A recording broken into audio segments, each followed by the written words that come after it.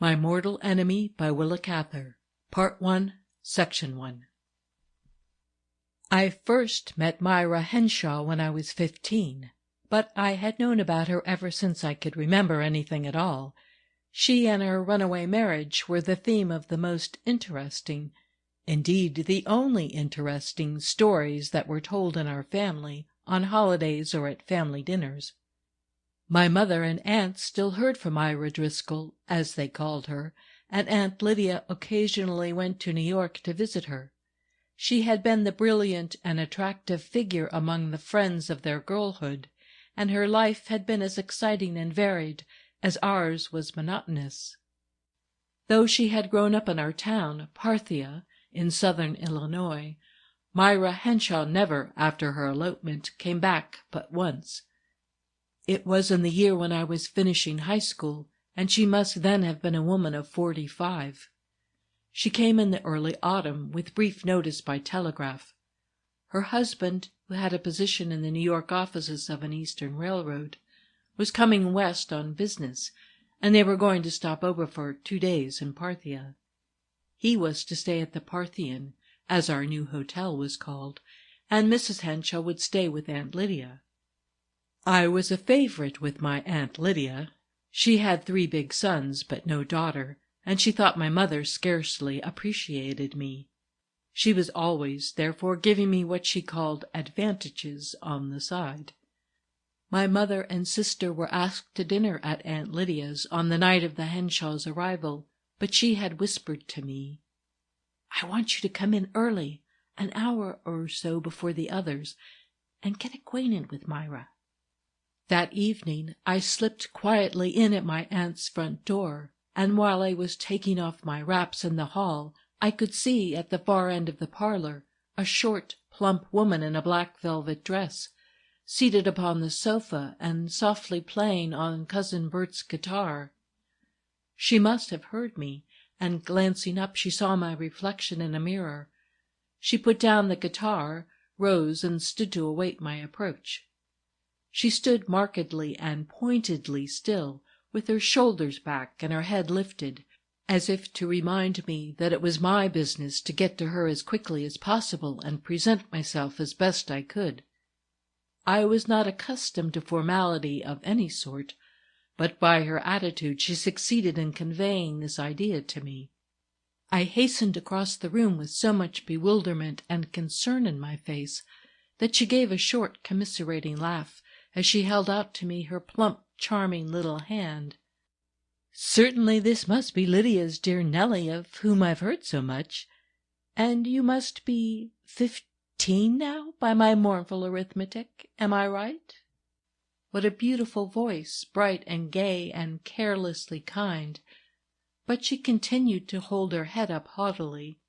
She always did this on meeting people, partly, I think, because she was beginning to have a double chin and was sensitive about it. Her deep-set, flashing gray eyes seemed to be taking me in altogether, estimating me. For all that she was no taller than I felt quite overpowered by her, and stupid, hopelessly clumsy and stupid. Her black hair was done high on her head, à la pompadour, and there were curious zigzag curly streaks of glistening white in it, which made it look like the fleece of a Persian goat or some animal that bore silky fur. I could not meet the playful curiosity of her eyes at all, so I fastened my gaze upon a necklace of carved amethysts she wore inside the square-cut neck of her dress. I suppose I stared, for she said suddenly, "Does this necklace annoy you? I'll take it off if it does." I was utterly speechless. I could feel my cheeks burning. Seeing that she had hurt me, she was sorry, threw her arm impulsively about me, drew me into the corner of the sofa, and sat down beside me. "Oh, we'll get used to each other. You see, I brought you because I'm certain that Lydia and your mother have spoiled you a little. You've been overpraised to me. It's all very well to be clever, my dear, but you mustn't be solemn about it. Nothing is more tiresome. Now, let us get acquainted. Tell me about the things you like best. That's the short cut to friendship. "What do you like best in Parthia? The old Driscoll place?" "I knew it." By the time her husband came in, I had begun to think she was going to like me. I wanted her to, but I felt I didn't have half a chance with her. Her charming, fluent voice, her clear, light enunciation bewildered me, and I was never sure whether she was making fun of me or of the thing we were talking about. Her sarcasm was so quick, so fine at the point. It was like being touched by a metal so cold that one doesn't know whether one is burned or chilled. I was fascinated but very ill at ease, and I was glad when Oswald Henshawe arrived from the hotel. He came into the room without taking off his overcoat and went directly up to his wife, who rose and kissed him. Again I was some time in catching up with the situation.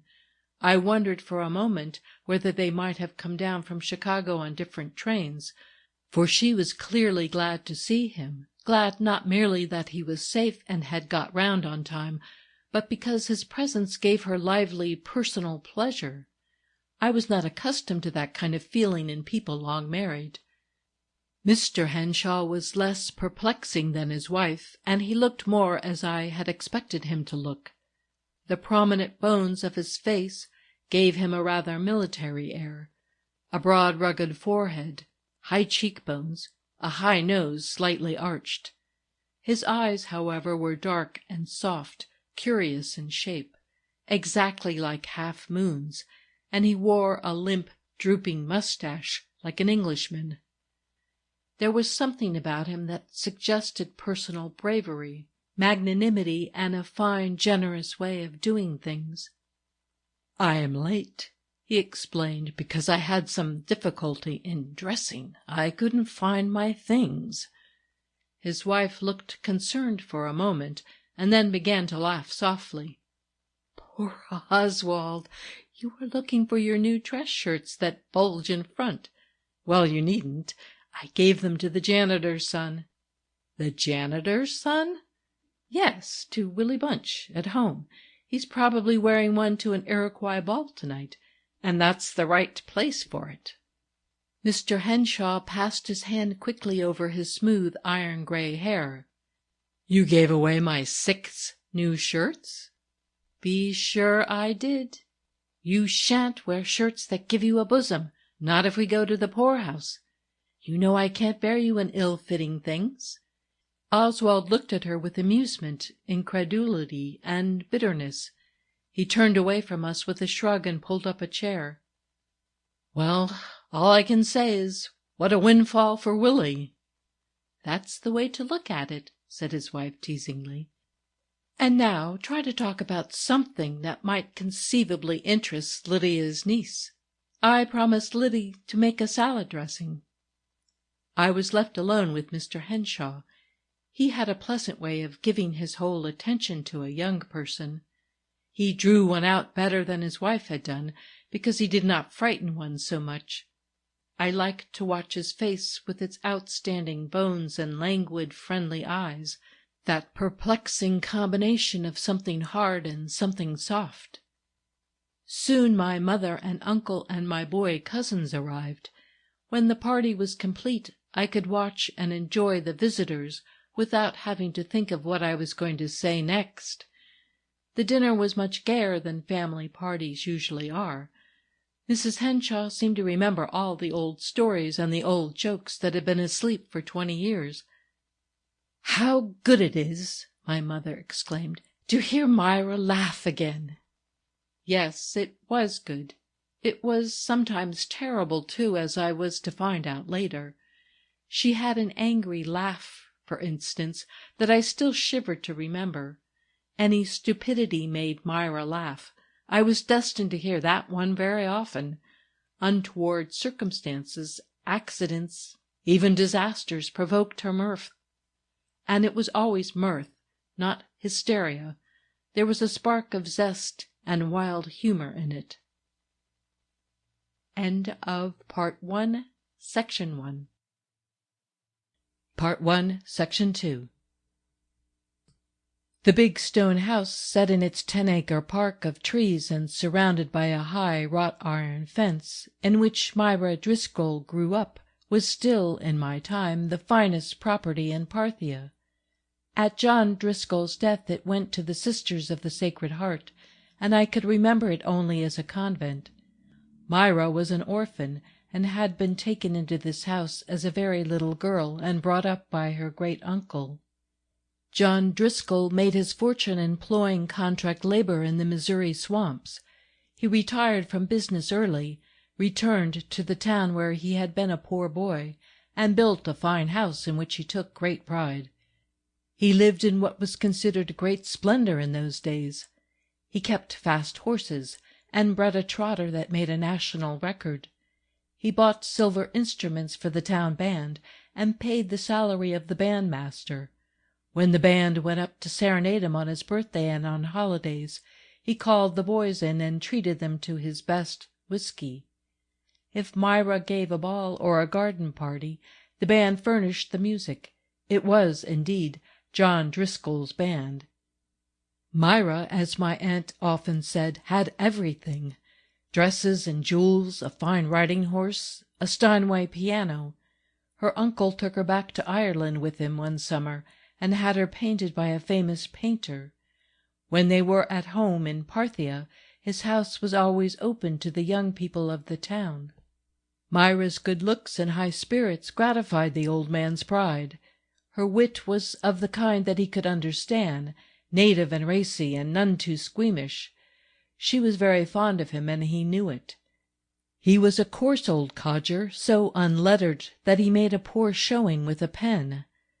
It was always told of him that when he became president of our national bank he burned a lot of the treasury notes sent up to his house for him to sign, because he had spoiled the signature. But he knew a great deal about men and their motives. In his own way he was picturesque, and Myra appreciated it. Not many girls would have done so. Indeed, she was a good deal like him. The blood tie was very strong. There was never a serious disagreement between them until it came to young Henshawe. Oswald Henshawe was the son of a German girl of good family, and an Ulster Protestant whom Driscoll detested. There was an old grudge of some kind between the two men. This Ulster man was poor and impractical, a wandering schoolmaster who had charge for a while of the high school in Parthia, and afterwards taught in smaller towns about. Oswald put himself through Harvard with very little help from his parents. He was not taken account of in our town until he came home from college, a handsome and promising young man. He and Myra met as if for the first time, and fell in love with each other. When old Driscoll found that Oswald was calling on his niece, he forbade him the house. They continued to meet at my grandfather's, however, under the protection of my Aunt Lydia. Driscoll so persecuted the boy that he felt there was no chance for him in Parthia. He roused himself and went to New York. He stayed there 2 years without coming home, sending his letters to Myra through my aunt. All Myra's friends were drawn into the web of her romance. 6 young men understudied for Oswald so assiduously that her uncle might have thought she was going to marry any one of them. Oswald, meanwhile, was pegging away in New York, at a time when salaries were small and advancement was slow. But he managed to get on, and in 2 years he was in a position to marry. He wrote to John Driscoll, telling him his resources and prospects, and asked him for his niece's hand. It was then that Driscoll had it out with Myra.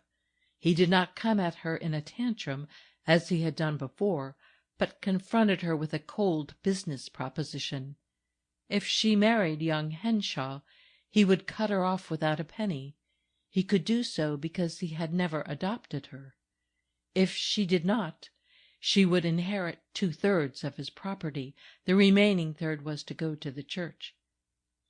"And I advise ye to think well," he told her.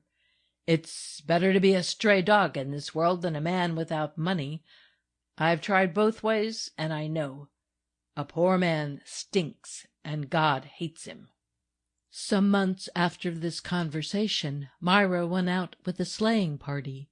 They drove her to a neighboring town where Oswald's father had a school, and where Oswald himself had quietly arrived the day before. There, in the presence of his parents and of Myra's friends, they were married by the civil authority, and they went away on the Chicago express, which came through at 2 a.m. When I was a little girl, my Aunt Lydia used to take me for a walk along the broad stone flagging that ran all the way around the old Driscoll grounds. Through the high iron fence we could see the sisters, out for recreation, pacing 2 and 2 under the apple trees. My aunt would tell me again about that thrilling night, probably the most exciting in her life, when Myra Driscoll came down that path from the house and out of those big iron gates for the last time. She had wanted to leave without taking anything but the clothes she wore, and indeed she walked out of the house with nothing but her muff and her porte-monnaie in her hands. My prudent aunt, however, had put her toilet articles and some linen into a travelling bag and thrown it out of the back window to one of the boys stationed under an apple tree. "I'll never forget the sight of her, coming down that walk and leaving a great fortune behind her," said Aunt Lydia. "I had gone out to join the others before she came. She preferred to leave the house alone. We girls were all in sleighs, and the boys stood in the snow holding the horses. We had begun to think she had weakened, or maybe gone to the old man to try to move him. But we saw by the lights behind when the front door opened and shut, and here she came with her head high, and that quick little bouncing step of hers. Your Uncle Rob lifted her into the sleigh, and off we went. And that hard old man was as good as his word. Her name wasn't mentioned in his will. He left it all to the Catholic Church and to institutions." "But they've been happy, anyhow?" I sometimes asked her. "Happy? Oh, yes, as happy as most people." That answer was disheartening. The very point of their story was that they should be much happier than other people. When I was older, I used to walk around the Driscoll place alone very often, especially on spring days after school, and watch the nuns pacing so mildly and measuredly among the blossoming trees where Myra used to give garden parties and have the band to play for her. I thought of the place as being under a spell, like the Sleeping Beauty's palace. It had been in a trance, or lain in its flowers like a beautiful corpse, ever since that winter night when love went out of the gates and gave the dare to fate. Since then, chanting and devotions and discipline, and the tinkle of little bells that seemed forever calling the sisters into prayers. I knew that this was not literally true. Old John Driscoll had lived on there for many years after the flight of his niece. I myself could remember his funeral, remember it very vividly, though I was not more than 6 years old when it happened. I sat with my parents in the front of the gallery, at the back of the church that the old man had enlarged and enriched during the latter days of his life. The high altar blazed with hundreds of candles. The choir was entirely filled by the masses of flowers. The bishop was there, and a flock of priests in gorgeous vestments. When the pallbearers arrived, Driscoll did not come up to the church went to him. The bishop and clergy went down the nave and met that great black coffin at the door, preceded by the cross and boys swinging cloudy censers, followed by the choir chanting to the organ. They surrounded, they received, they seemed to assimilate into the body of the church, the body of old John Driscoll. They bore it up to the high altar on a river of color and incense and organ tone. They claimed it and enclosed it. In after years, when I went to other funerals, stark and grim enough, I thought of John Driscoll as having escaped the end of all flesh. It was as if he had been translated, with no dark conclusion to the pageant, no night of the grave about which our Protestant preachers talked. From the freshness of roses and lilies, from the glory of the high altar, he had gone straight to the greater glory, through smoking censers and candles and stars. After I went home from that first glimpse of the real Myra Henshawe, 25 years older than I had always imagined her, I could not help feeling a little disappointed. John Driscoll and his niece had suddenly changed places in my mind, and he had got, after all, the more romantic part. Was it not better to get out of the world with such pomp and dramatic splendor than to linger on in it, having to take account of shirts and railway trains, and getting a double chin into the bargain? The Henshaws were in Parthia 3 days, and when they left, it was settled that I was to go on to New York with Aunt Lydia for the Christmas holidays. We were to stay at the old Fifth Avenue Hotel, which, as Myra said, was only a stone's throw from their apartment. If at any time a body was to feel disposed to throw one, Liddy. End of Part 1, Section 2. Part 1, Section 3. My Aunt Lydia and I arrived at the Jersey City station on the day before Christmas, a soft gray December morning with a little snow falling. Myra Henshawe was there to meet us, very handsome, I thought, as she came walking rapidly up the platform, her plump figure swathed in furs, a fur hat on her head, with a single narrow garnet feather sticking out behind, like the pages' caps in old story-books. She was not alone. She was attended by a tall, elegant young man in a blue-gray ulster. He had one arm through hers, and in the other hand he carried a walking-stick. "This is Ewan Gray," said Mrs. Henshawe, after she had embraced us. "Doubtless you have seen him play in Chicago. He is meeting an early train, too, so we planned to salute the morn together, and left Oswald to breakfast alone." The young man took our hand luggage and walked beside me to the ferry-boat, asking polite questions about our trip. He was a Scotchman of an old theatrical family, a handsome fellow with a broad fair-skinned face, sand-colored hair and moustache, and fine grey eyes, deep-set and melancholy, with black lashes. He took us up to the deck of the ferry, and then Mrs. Henshawe told him he had better leave us.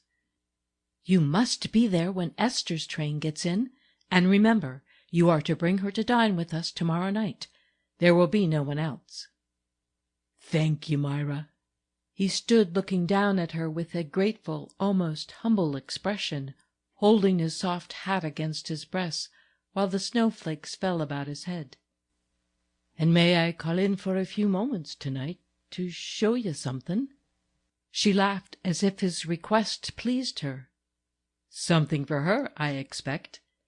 Can't you trust your own judgment?" "You know I never do," he said, as if that were an old story. She gave him a little push. "Do put your hat on, or you'll greet Esther with the sneeze. Run along." She watched him anxiously as he walked away, and groaned, "Oh, the deliberation of him! If I could only make him hurry once! You'll hear all about him later, Nellie. You'll have to see a good deal of him, but you won't find it a hardship, I trust." The boat was pulling out, and I was straining my eyes to catch, through the fine reluctant snow, my first glimpse of the city we were approaching.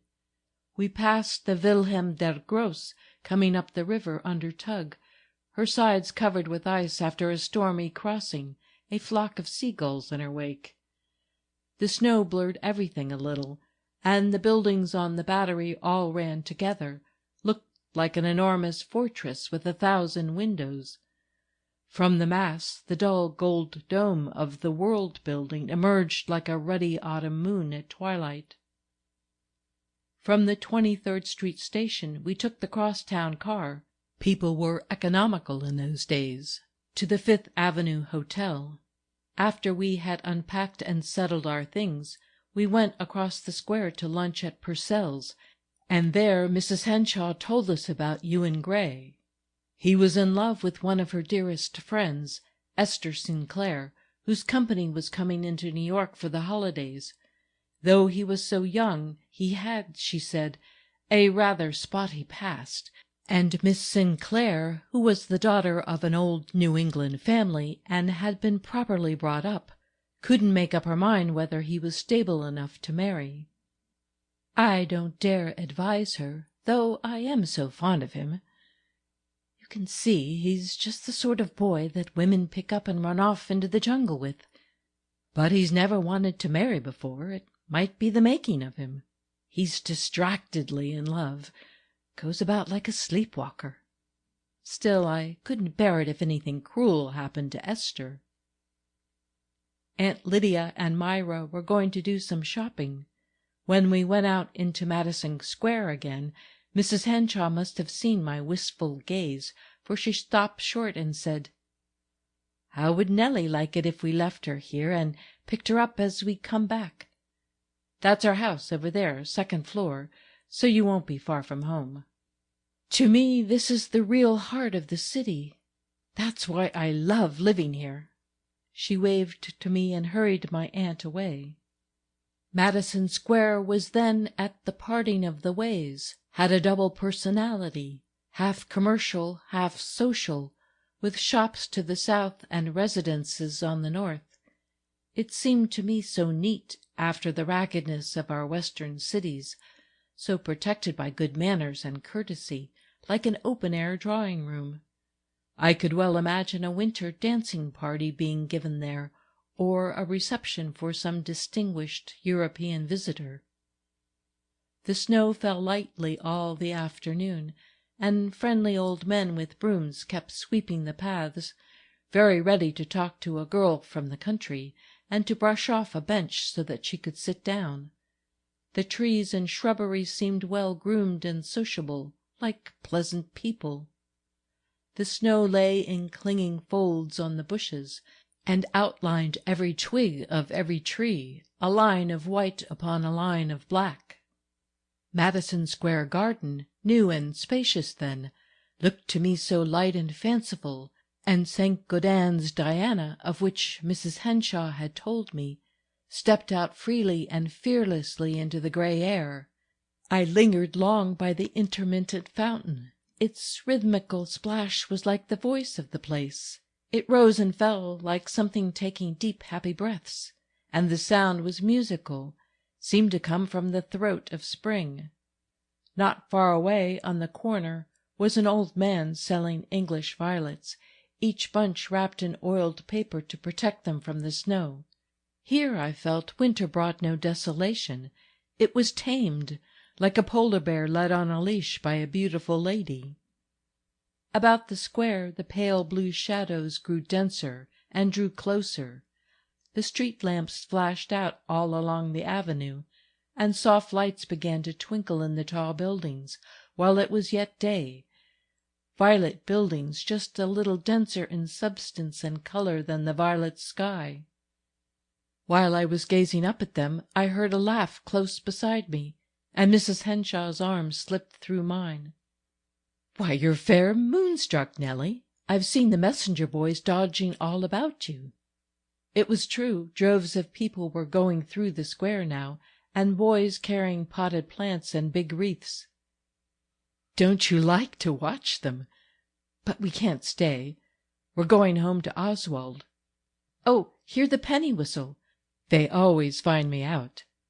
She stopped a thin lad with a cap and yarn comforter but no overcoat, who was playing the Irish washerwoman on a little pipe, and rummaged in her bag for a coin. The Henshaws' apartment was the second floor of an old brownstone house on the north side of the square. I loved it from the moment I entered it.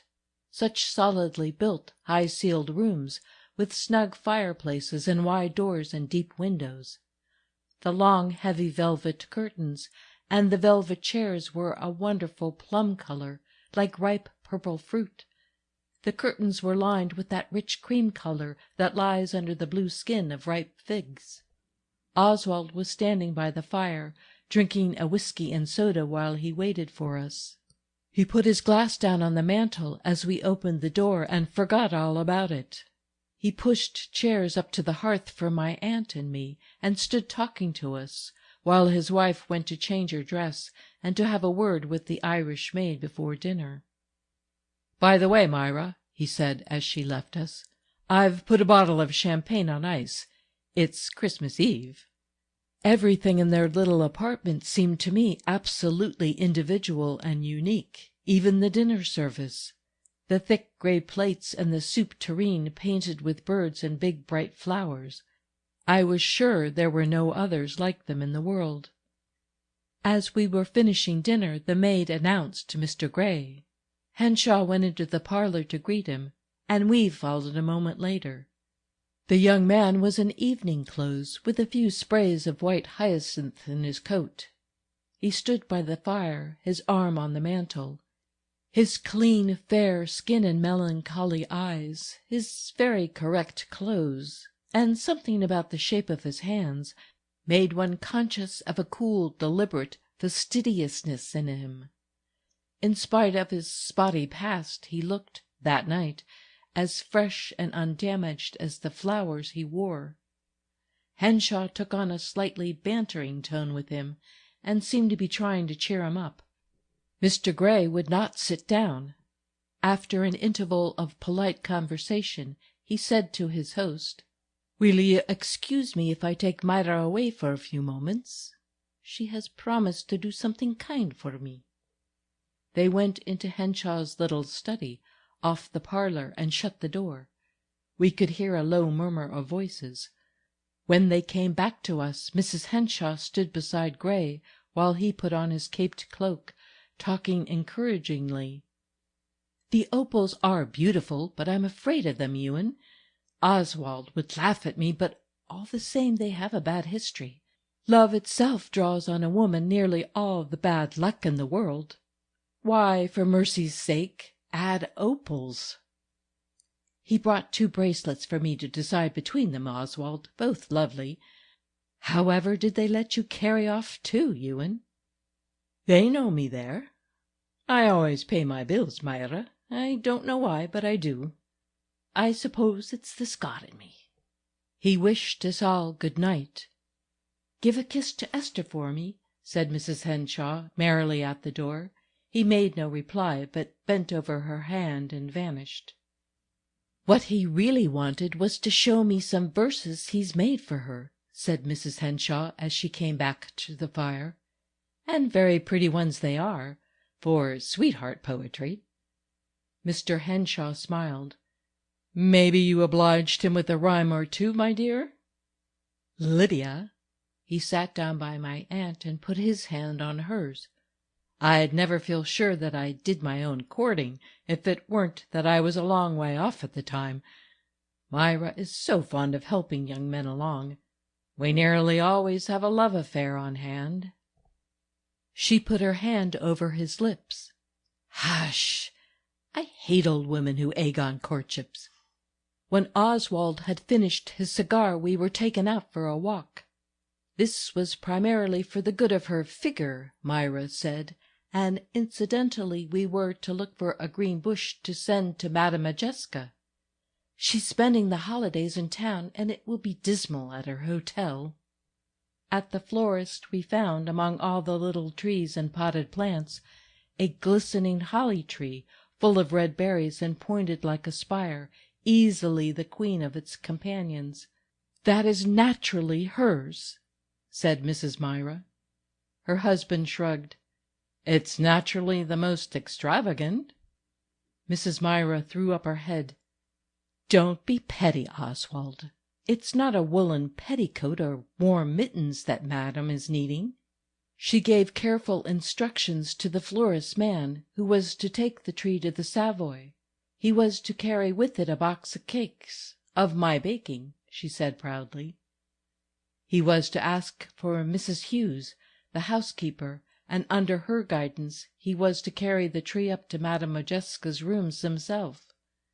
The man showed a sympathetic interest, and promised to follow instructions. Then Mrs. Henshawe gave him a silver dollar and wished him a Merry Christmas. As we walked home she slipped her arm through mine, and we fell a little behind the other 2. "See the moon coming out, Nellie, behind the tower? It wakens the guilt in me. No playing with love, and I'd sworn a great oath never to meddle again. You send a handsome fellow like you in gray to a fine girl like Esther, and it's Christmas Eve, and they rise above us and the white world around us, and there isn't anybody, not a tramp on the park benches, that wouldn't wish them well, and very likely hell will come of it. End of Part 1, Section 3. Part 1, Section 4.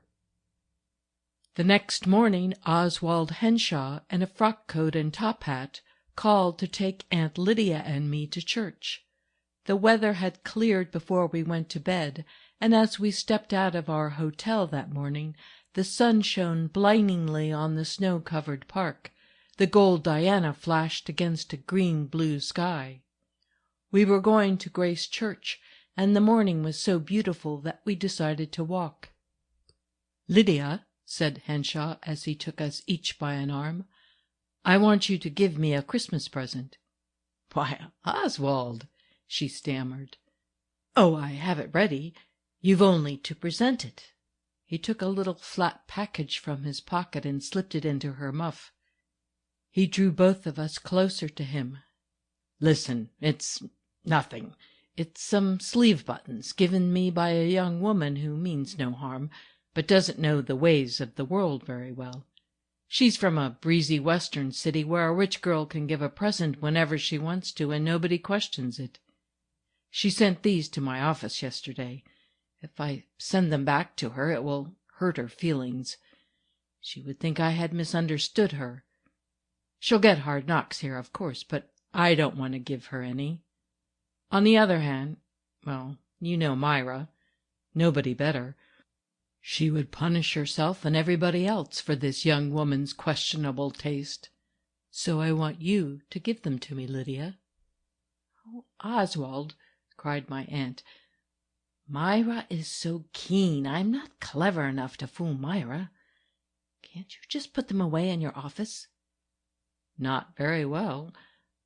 Besides," he gave a slightly embarrassed laugh, "I'd like to wear them. They are very pretty."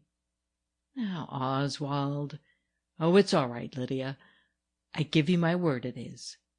But you know how a little thing of that sort can upset my wife. I thought you might give them to me when you come over to dine with us tomorrow night. She wouldn't be jealous of you. But if you don't like the idea, why, just take them home with you and give them to some nice boy who would appreciate them." All through the Christmas service I could see that Aunt Lydia was distracted and perplexed. As soon as we got back to the hotel and were safe in our rooms, she took the brown leather case from her muff and opened it. The sleeve buttons were topazes, winey yellow, lightly set in crinkly gold. I believe she was seduced by their beauty. I really think he ought to have them if he wants them. Everything is always for Myra. He never gets anything for himself. And all the admiration is for her. Why shouldn't he have a little? He has been devoted to a fault. It isn't good for any woman to be humored and pampered as he has humored her. And she's often most unreasonable with him. Most unreasonable. The next evening, as we were walking across the square to the Henshaws, we glanced up and saw them standing together in one of their deep front windows, framed by the plum-colored curtains. They were looking out, but did not see us. I noticed that she was really quite a head shorter than he, and she leaned a little towards him. When she was peaceful, she was like a dove with its wings folded. There was something about them, as they stood in the lighted window, that would have discouraged me from meddling, but it did not shake my aunt. As soon as we were in the parlor, before we had taken off our coats, she said resolutely, "Myra, I want to give Oswald a Christmas present. Once an old friend left with me some cuff-links he couldn't keep. Unpleasant associations, I suppose. I thought of giving them to one of my own boys, but I brought them for Oswald. I'd rather he would have them than anybody." Aunt Lydia spoke with an ease and conviction which compelled my admiration. She took the buttons out of her muff, without the box, of course, and laid them in Mrs. Henshawe's hand. Mrs. Henshawe was delighted. "How clever of you to think of it, Liddy dear! Yes, they're exactly right for him. There's hardly any other stone I would like, but these are exactly right. Look, Oswald, they're the color of a fine Moselle." It was Oswald himself who seemed disturbed and not overpleased. He grew red, was confused in his remarks, and was genuinely reluctant when his wife insisted upon taking the gold buttons out of his cuffs and putting in the new ones. "I can't get over your canniness, Liddy," she said as she fitted them. "It's not like me, is it, Myra?" retorted my aunt. "Not like me at all to choose the right sort of thing. But did it never occur to you that anyone besides yourself might know what is appropriate for Oswald? No, I'm sure it never did." Mrs. Myra took the laugh so heartily to herself that I felt it was a shame to deceive her. So, I'm sure, did Oswald. During dinner he talked more than usual, but he was ill at ease.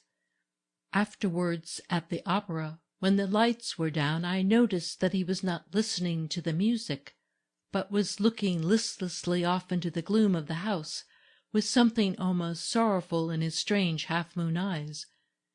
During an entr'acte a door at the back was opened, and a draught blew in. As he put his arm back to pull up the cloak which had slipped down from his wife's bare shoulders, she laughed and said, "Oh, Oswald, I love to see your jewels flash." He dropped his hand quickly and frowned so darkly that I thought he would have liked to put the topazes under his heel and grind them up. I thought him properly served then, but often since I have wondered at his gentle heart. End of Part 1, Section 4.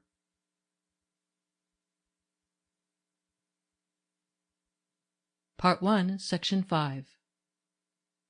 During the week between Christmas and New Year's Day, I was with Mrs. Henshawe a great deal, but we were seldom alone. It was the season of calls and visits, and she said that meeting so many people would certainly improve my manners and my English. She hated my careless, slangy Western speech. Her friends, I found, were of two kinds: artistic people, actors, musicians, literary men, with whom she was always at her best because she admired them, and another group whom she called her moneyed friends. She seemed to like the word, and these she cultivated, she told me, on Oswald's account. "He is the sort of man who does well in business only if he has the incentive of friendships. He doesn't properly belong in business. We never speak of it, but I'm sure he hates it. He went into an office only because we were young and terribly in love and had to be married." The business friends seemed to be nearly all Germans. On Sunday we called at half a dozen or more big houses. I remember very large rooms, much upholstered and furnished, walls hung with large paintings in massive frames, and many stiff, dumpy little sofas, in which the women sat 2 and 2, while the men stood about the refreshment tables, drinking champagne and coffee and smoking fat black cigars. Among these people Mrs. Myra took on her loftiest and most challenging manner. I could see that some of the women were quite afraid of her. They were in great haste to rush refreshments to her, and looked troubled when she refused anything. They addressed her in German and profusely complimented her upon the way she spoke it. We had a carriage that afternoon, and Myra was dressed in her best, making an especial effort on Oswald's account. But the rich and powerful irritated her. Their solemnity was too much for her sense of humor. There was a biting edge to her sarcasm, a curl about the corners of her mouth that was never there when she was with people whose personality charmed her. I had one long, delightful afternoon alone with Mrs. Henshawe in Central Park. We walked for miles, stopped to watch the skating, and finally had tea at the casino, where she told me about some of the singers and actors I would meet at her apartment on New Year's Eve. Her account of her friends was often more interesting to me than the people themselves. After tea she hailed a hansom and asked the man to drive us about the park a little, as a fine sunset was coming on. We were jogging happily along under the elms, watching the light change on the crusted snow, when a carriage passed from which a handsome woman leaned out and waved to us. Mrs. Henshawe bowed stiffly with a condescending smile. "There, Nellie," she exclaimed, "that's the last woman I'd care to have splashing past me, and me in a hansom cab." I glimpsed what seemed to me insane ambition. My aunt was always thanking God that the Henshaws got along as well as they did, and worrying because she felt sure Oswald wasn't saving anything. And here Mrs. Myra was, wishing for a carriage, with stables and a house and servants, and all that went with a carriage. All the way home she kept her scornful expression, holding her head high and sniffing the purple air from side to side as we drove down Fifth Avenue. When we alighted before her door, she paid the driver and gave him such a large fee that he snatched off his hat and said twice, thank you, my lady." She dismissed him with a smile and a nod. "All the same," she whispered to me as she fitted her latchkey, "it's very nasty being poor." That week Mrs. Henshawe took me to see a dear friend of hers, Anne Allward, the poet. She was a girl who had come to New York only a few years before, had won the admiration of men of letters, and was now dying of tuberculosis in her early 20s. Mrs. Henshawe had given me a book of her poems to read, saying, "I want you to see her so that you can remember her in after years, and I want her to see you so that we can talk you over." Miss Allward lived with her mother in a small flat overlooking the East River, and we found her in a bath chair, lying in the sun and watching the river boats go by. Her study was a delightful place that morning, full of flowers and plants and baskets of fruit that had been sent her for Christmas. But it was Myra Henshawe herself who made that visit so memorably gay. Never had I seen her so brilliant and strangely charming as she was in that sunlit study up under the roofs. Their talk quite took my breath away. They said such exciting, such fantastic things about people, books, music, anything. They seemed to speak together a kind of highly flavored special language. As we were walking home, she tried to tell me more about Miss Allward, but tenderness for her friend and bitter rebellion at her fate choked her voice. She suffered physical anguish for that poor girl. My aunt often said that Myra was incorrigibly extravagant, but I saw that her chief extravagance was in caring for so many people, and in caring for them so much. When she but mentioned the name of someone whom she admired, one got an instant impression that the person must be wonderful. Her voice invested the name with a sort of grace. When she liked people, she always called them by name a great many times in talking to them, and she enunciated the name, no matter how commonplace, in a penetrating way, without hurrying over it or slurring it. And this, accompanied by her singularly direct gaze, had a curious effect.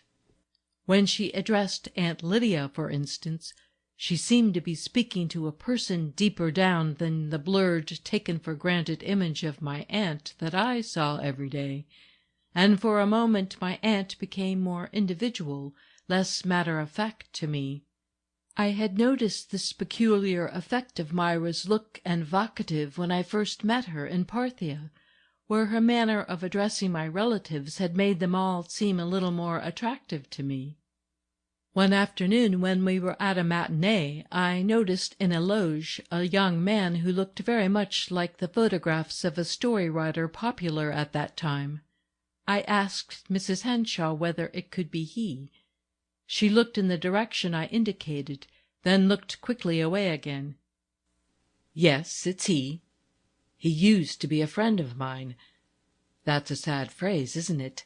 But there was a time when he could have stood by Oswald in a difficulty, and he didn't. He passed it up. Wasn't there.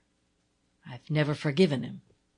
I regretted having noticed the man in the loge. For all the rest of the afternoon I could feel the bitterness working in her. I knew that she was suffering. The scene on the stage was obliterated for her. The drama was in her mind. She was going over it all again, arguing, accusing, denouncing. As we left the theatre, she sighed. "Oh, Nellie, I wish you hadn't seen him. It's all very well to tell us to forgive our enemies. Our enemies can never hurt us very much. But oh, what about forgiving our friends?" She beat on her fur collar with her two gloved hands. "That's where the rub comes." The Henshaws always gave a party on New Year's Eve. That year most of the guests were stage people. Some of them, in order to get there before midnight, came with traces of make-up still on their faces. I remember old Jefferson de Angelet arrived in his last act wig, carrying his plumed hat. During the supper his painted eyebrows spread and came down over his eyes like a veil. Most of them are dead now, but it was a fine group that stood about the table to drink the New Year in. By far the handsomest and most distinguished of that company was a woman no longer young, but beautiful in age, Helena Modjeska. She looked a woman of another race and another period, no less queenly than when I had seen her in Chicago as Marie Stuart and as Catherine in Henry VIII. I remember how, when Oswald asked her to propose a toast, she put out her long arm, lifted her glass, and looking into the blur of the candlelight with a grave face, said, "To my country." As she was not playing, she had come early, some time before the others, bringing with her a young Polish woman who was singing at the opera that winter. I had an opportunity to watch Modjeska as she sat talking to Myra and Esther Sinclair. Miss Sinclair had once played in her company. When the other guests began to arrive, and Myra was called away, she sat by the fire in a high-backed chair, her head resting lightly on her hand, her beautiful face half in shadow. How well I remember those long, beautifully modelled hands with so much humanity in them. They were worldly indeed, but fashioned for a nobler worldliness than ours, hands to hold a sceptre or a chalice, or, by courtesy, a sword. The party did not last long, but it was a whirl of high spirits. Everybody was hungry and thirsty. There was a great deal of talk about Sarah Bernhardt's Hamlet, which had been running all week and had aroused hot controversy, and about Jean de Resque's return to the Metropolitan that night, after a long illness in London. By 2:00 every one had gone but the two Polish ladies. Modjeska, after she put on her long cloak, went to the window, drew back the plum-coloured curtains, and looked out. "See, Myra," she said with that Slav accent she never lost, though she read English verse so beautifully. "The square is quite white with moonlight, and how still all the city is, how still." She turned to her friend. "Emilia, I think you must sing something. Something old, yes, from Norma." She hummed a familiar air under her breath and looked about for a chair. Oswald brought one. "Thank you, and we might have less light, might we not?" He turned off the lights. She sat by the window, half draped in her cloak, the moonlight falling across her knees. Her friend went to the piano and commenced the Costa Diva aria, which begins so like the quivering of moonbeams on the water. It was the first air on our old music box at home, but I had never heard it sung, and I have never heard it sung so beautifully since. I remember Oswald standing like a statue behind Madame Modjeska's chair, and Myra crouching low beside the singer, her head in both hands, while the song grew and blossomed like a great emotion. When it stopped, nobody said anything beyond a low good-bye. Modjeska again drew her cloak around her, and Oswald took them down to their carriage. Aunt Lydia and I followed, and as we crossed the square we saw their cab going up the avenue. For many years I associated Mrs. Henshawe with that music, thought of that aria as being mysteriously related to something in her nature that one rarely saw, but nearly always felt, a compelling, passionate, overmastering something for which I had no name, but which was audible, visible in the air that night as she sat crouching in the shadow. When I wanted to recall powerfully that hidden richness in her, I had only to close my eyes and sing to myself, "Casta diva, casta diva." End of Part 1, Section 5.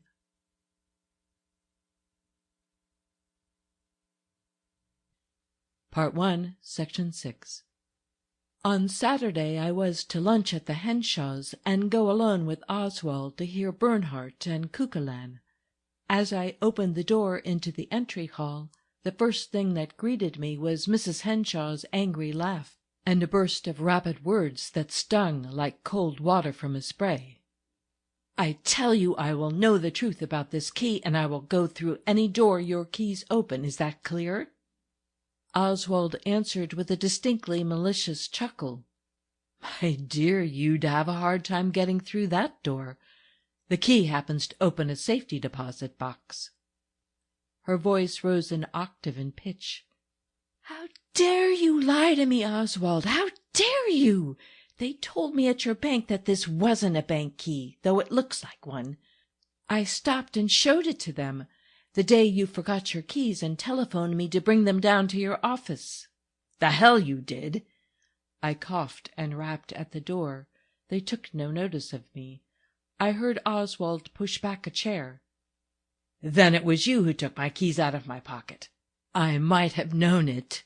I never forget to change them. And you went to the bank and made me and yourself ridiculous. I can imagine their amusement." "Well, you needn't. I know how to get information without giving any. Here is Nellie Birdseye rapping at the gates. Come in, Nellie. You and Oswald are going over to Martin's for lunch. He and I are quarreling about a key ring. There will be no luncheon here today." She went away, and I stood bewildered. This delightful room had seemed to me a place where light-heartedness and charming manners lived, housed there just as the purple curtains and the Kiva rugs and the gay water-colors were, and now everything was in ruins. The air was still and cold like the air in a refrigerating room. What I felt was fear. I was afraid to look or speak or move. Everything about me seemed evil. When kindness has left people, even for a few moments, we become afraid of them, as if their reason had left them. When it has left a place where we have always found it, it is like shipwreck. We drop from security into something malevolent and bottomless. "It's all right, Nellie." Oswald recovered himself and put a hand on my shoulder. "Myra isn't half so furious with me as she pretends. I'll get my hat and we'll be off." He was in his smoking jacket and had been sitting at his desk writing. His inkwell was uncovered, and on the blotter lay a half-written sheet of note-paper. I was glad to get out into the sunlight with him. The city seemed safe and friendly and smiling. The air in that room had been like poison. Oswald tried to make it up to me. We walked round and round the square, and at Martin's he made me drink a glass of sherry, and pointed out the interesting people in the dining-room, and told me stories about them. But without his hat, his head against the bright window, he looked tired and troubled. I wondered, as on the first time I saw him in my own town, at the contradiction in his face, the strong bones and the curiously shaped eyes without any fire in them. I felt that his life had not suited him, that he possessed some kind of courage and force which slept, which in another sort of world might have asserted themselves brilliantly. I thought he ought to have been a soldier or an explorer.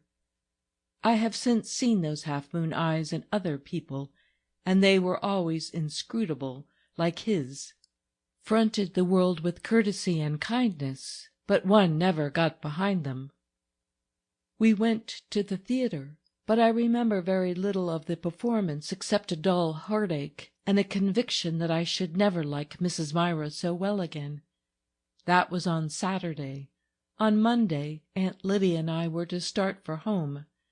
We positively did not see the Henshawes again. Sunday morning the maid came with some flowers and a note from Myra, saying that her friend Anne Allward was having a bad day and had sent for her.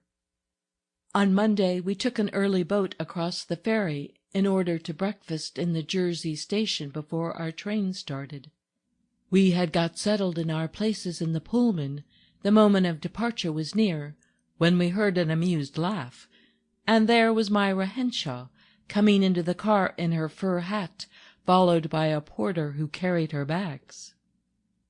"I didn't plot anything so neat as this, Liddy," she laughed, a little out of breath, "though I knew we'd be on the same train. But we won't quarrel, will we? I'm only going as far as Pittsburgh. I have some old friends there. Oswald and I have had a disagreement, and I've left him to think it over. If he needs me, he can quite well come after me." All day Mrs. Myra was jolly and agreeable, though she treated us with light formality, as if we were new acquaintances. We lunched together, and I noticed, sitting opposite her, that when she was in this mood of high scorn, her mouth, which could be so tender, which cherished the names of her friends and spoke them delicately, was entirely different. It seemed to curl and twist about like a little snake. Letting herself think harm of anyone she loved seemed to change her nature, even her features. It was dark when we got into Pittsburgh. The Pullman porter took Myra's luggage to the end of the car. She bade us good-bye, started to leave us, then turned back with an icy little smile. "Oh, Liddy dear, you needn't have perjured yourself for those yellow cuff-buttons. I was sure to find out. I always do. I don't hold it against you, but it's disgusting in a man to lie for personal decorations. A woman might do it now, for pearls." With a bright nod she turned away and swept out of the car, her head high, the long garnet feather drooping behind. Aunt Lydia was very angry. "I'm sick of Myra's dramatics," she declared. "I've done with them. A man never is justified, but if ever a man was—" End of Part 1, Section 6.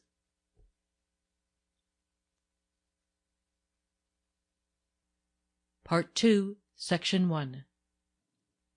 10 years after that visit to New York, I happened to be in a sprawling, overgrown West Coast city, which was in the throes of rapid development. It ran about the shore, stumbling all over itself, and finally tumbled untidily into the sea. Every hotel and boarding-house was overcrowded, and I was very poor. Things had gone badly with my family and with me. I had come west in the middle of the year to take a position in a college that was as experimental and unsubstantial as everything else in the place. I found lodgings in an apartment hotel, wretchedly built and already falling to pieces, although it was new. I moved in on a Sunday morning, and while I was unpacking my trunk, I heard, through the thin walls, my neighbor stirring about. A man, and from the huskiness of his cough, and something measured in his movements, not a young man. The caution of his step, the guarded consideration of his activities, let me know that he did not wish to thrust the details of his housekeeping upon other people any more than he could help. Presently I detected the ugly smell of gasoline in the air, heard a sound of silk being snapped and shaken, and then a voice humming very low an old German air. Yes, Schubert's Frühlingsglaube. Ta ta ta ta ta ta ta ta ta ta. In a moment I saw the ends of dark neckties fluttering out of the window next mine. All this made me melancholy, more than the dreariness of my own case. I was young, and it didn't matter so much about me. For youth there is always the hope, the certainty of better things. But an old man, a gentleman living in this shabby, comfortless place, cleaning his neckties of a Sunday morning and humming to himself, it depressed me unreasonably. I was glad when his outer door shut softly, and I heard no more of him. There was an indifferent restaurant on the ground floor of the hotel. As I was going down to my dinner that evening, I met at the head of the stairs a man coming up and carrying a large black tin tray. His head was bent and his eyes were lowered. As he drew aside to let me pass, in spite of his thin white hair and stooped shoulders, I recognized Oswald Henshawe, whom I had not seen for so many years. Not, indeed, since that afternoon when he took me to see Sarah Bernhardt play Hamlet. When I called his name, he started, looked at me, and rested the tray on the sill of the blindless window that lighted the naked stairway. "Nellie? Nellie Birdseye, can it be?" His voice was quite uncertain. He seemed deeply shaken, and pulled out a handkerchief to wipe his forehead. "But, Nellie, you have grown up. I would not know you. What good fortune for Myra! She will hardly believe it when I tell her. She is ill, my poor Myra. Oh, very ill, but we must not speak of that, nor seem to know it. What it will mean to her to see you again. Her friends always were so much to her, you remember. Will you stop and see us as you come up? Her room is 32. Rap gently, and I'll be waiting for you. Now I must take her dinner. Oh, I hope for her sake you are staying some time.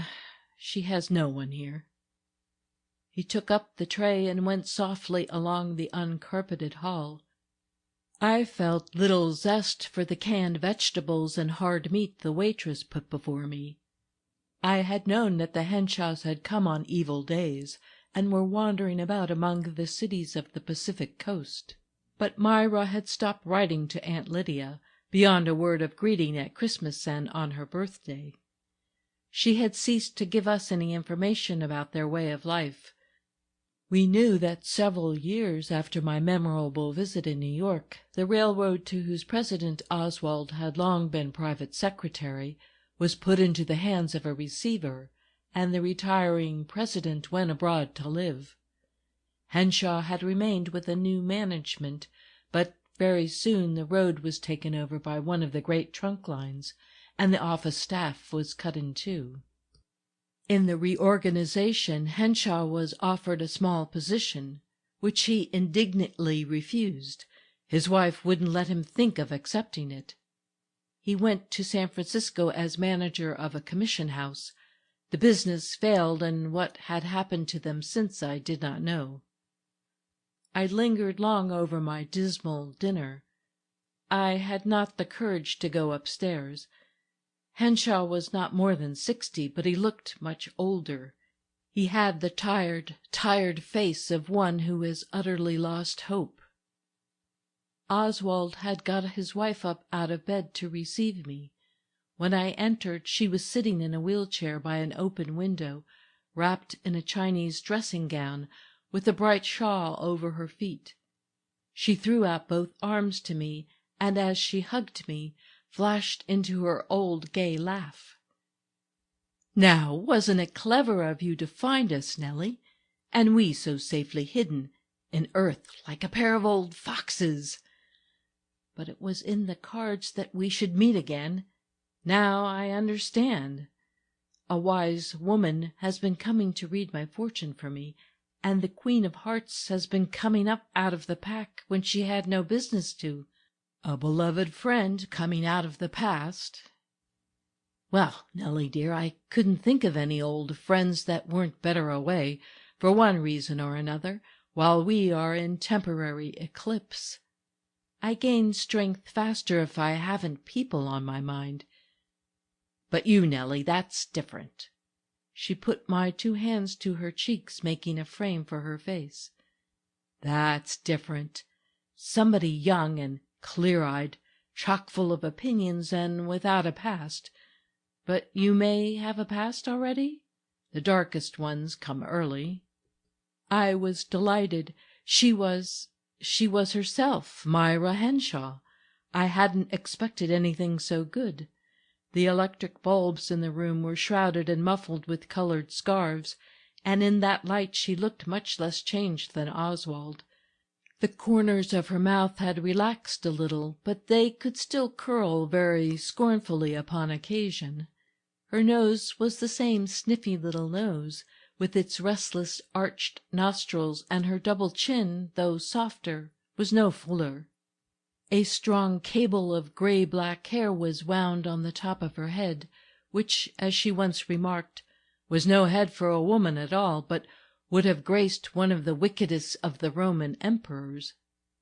Her bed was in the alcove behind her. In the shadowy dimness of the room I recognized some of the rugs from their New York apartment, some of the old pictures, with frames peeling and glass cracked. Here was Myra's little inlaid tea-table, and the desk at which Oswald had been writing that day when I dropped in upon their quarrel.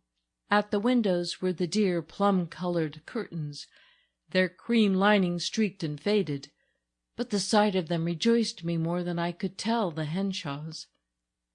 "And where did you come from, Nellie? What are you doing here, in heaven's name?"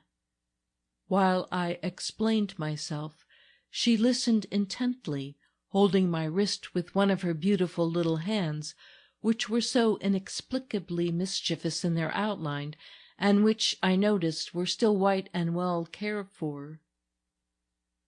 But teaching, Nellie, I don't like that, not even for a temporary expedient. It's a cul-de-sac. Generous young people use themselves all up at it. They have no sense. Only the stupid and the phlegmatic should teach.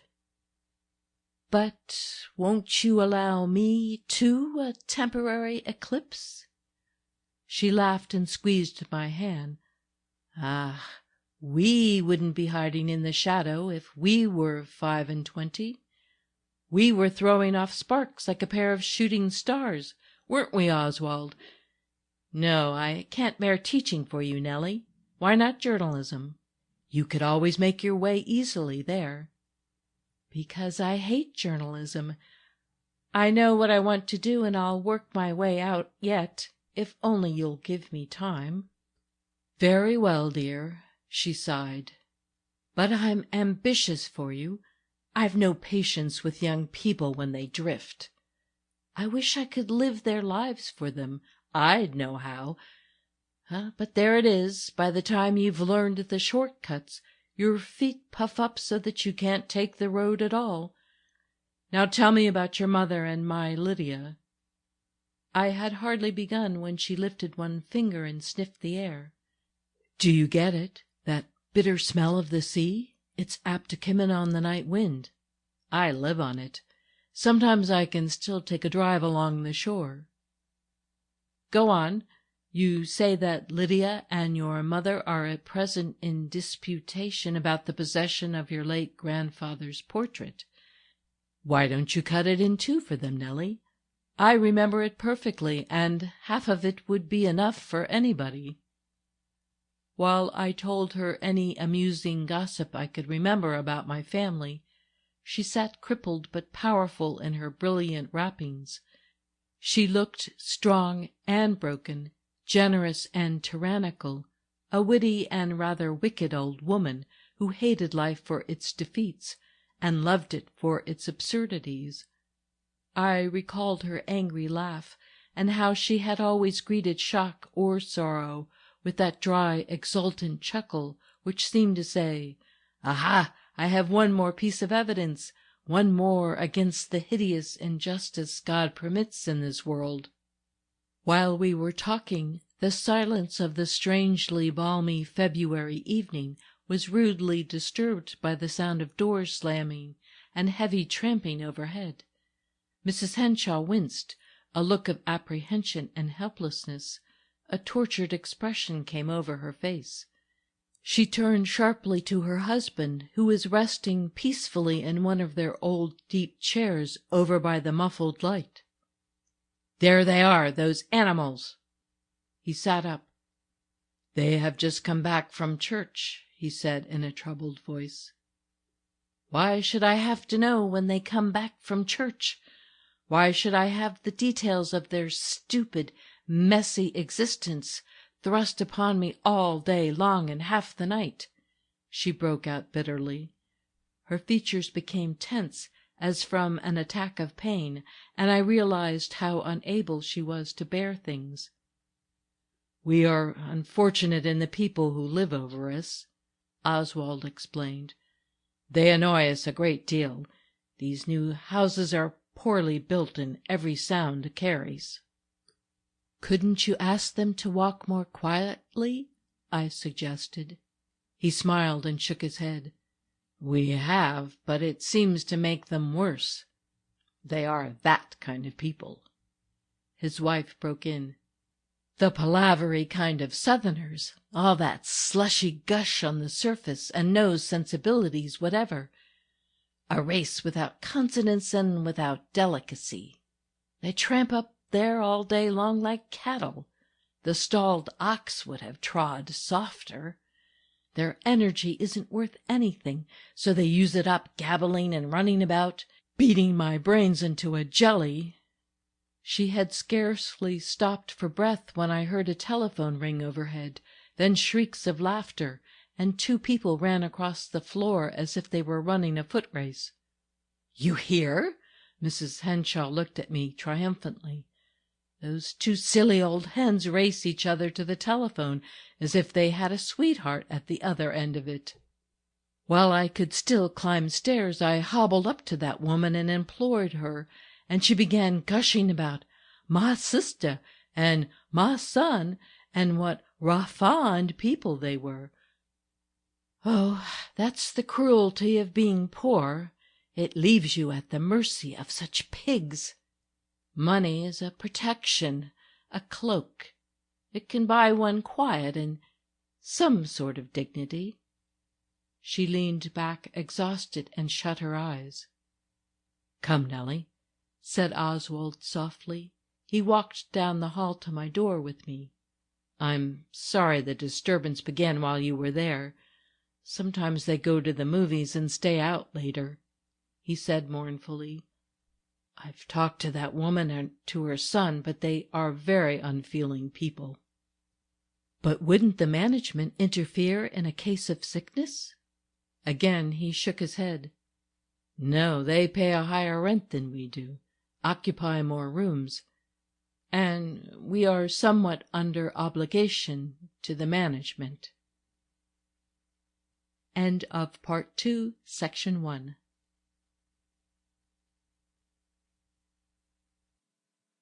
Part 2, Section 2. I soon discovered the facts about the Henshaws' present existence. Oswald had a humble position, poorly paid, with the City Traction Company. He had to be at his desk at 9 o'clock every day except Sunday. He rose at 5 in the morning, put on an old duck suit. It happened to be a very smart one, with frogs and a military collar, left over from prosperous times, went to his wife's room and gave her her bath, made her bed, arranged her things, and then got their breakfast. He made the coffee on a spirit lamp, the toast on an electric toaster.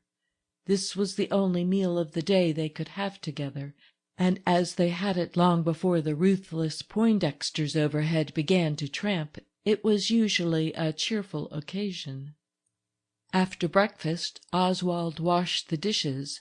Their one luxury was a private bath, with a large cupboard, which he called his kitchen. Everything else done, he went back to his own room, put it in order, and then dressed for the office. He still dressed very neatly, though how he managed to do it with the few clothes he had I could not see.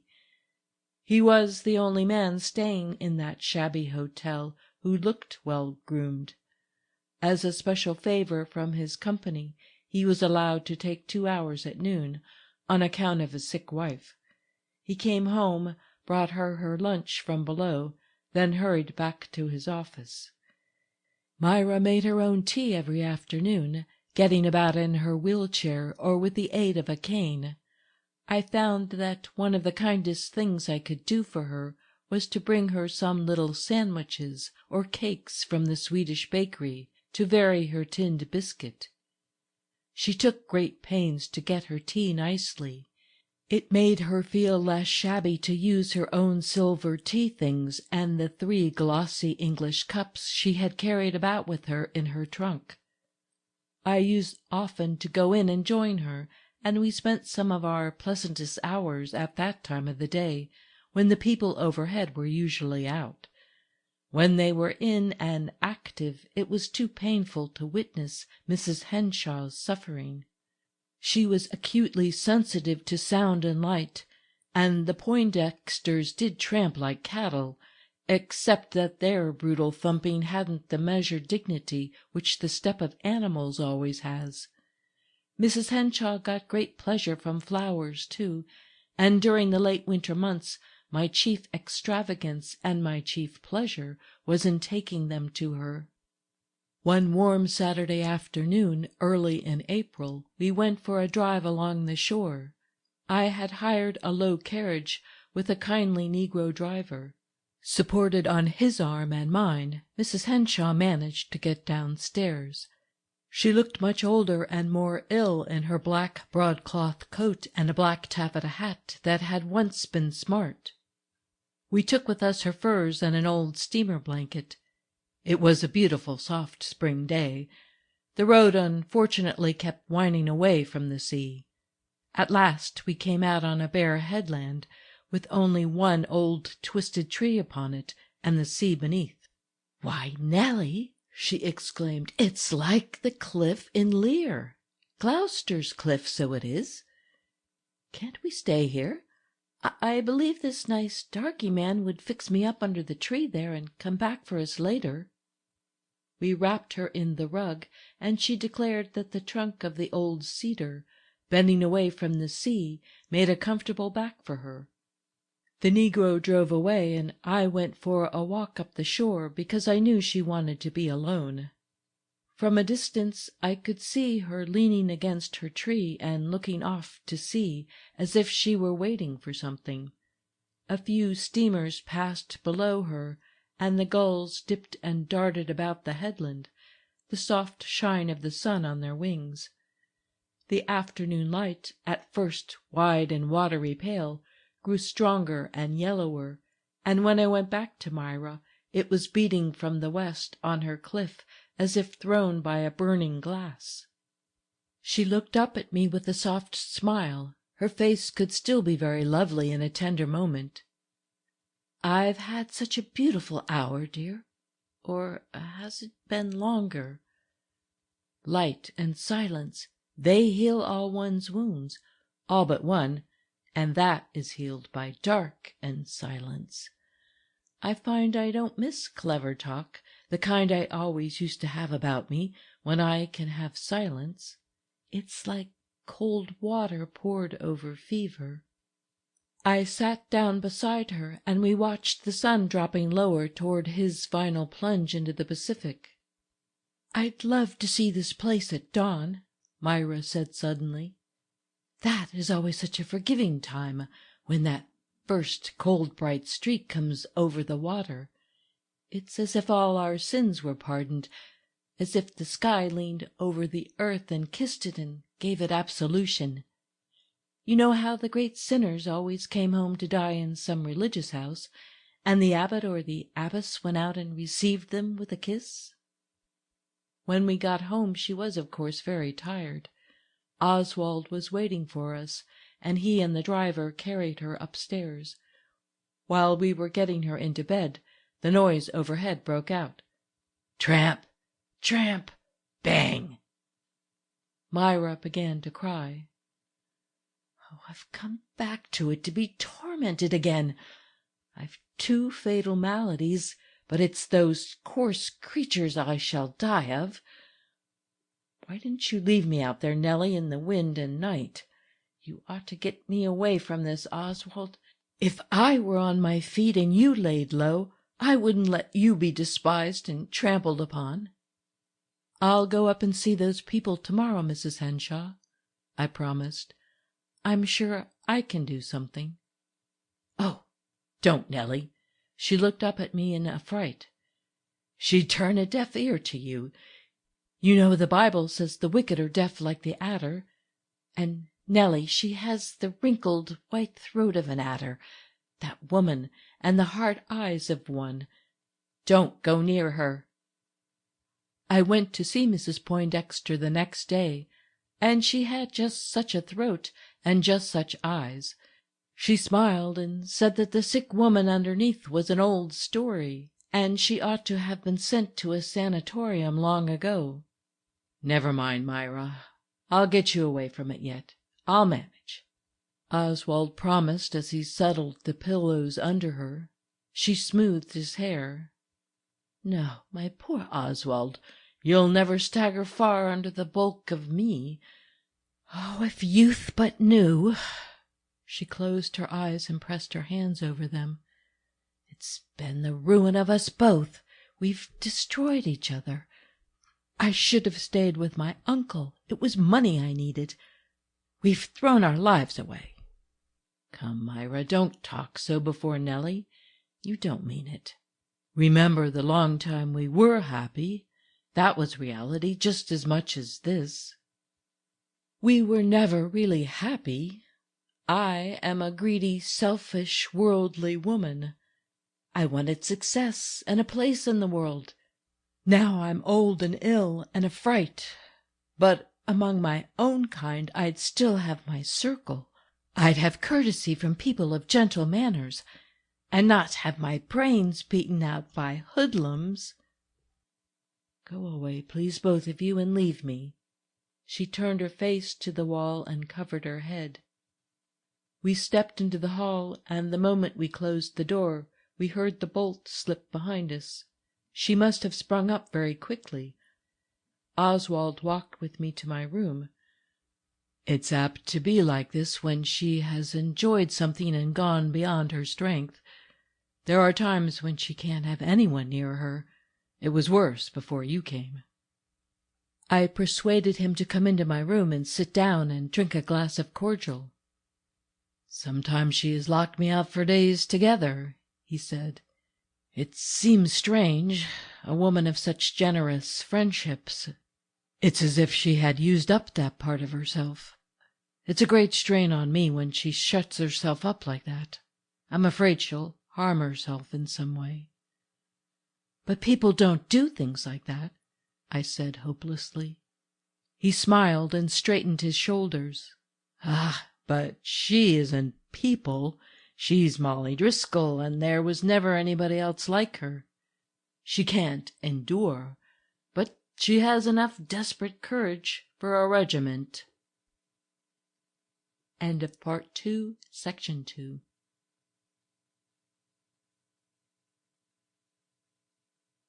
Part 2, Section 3.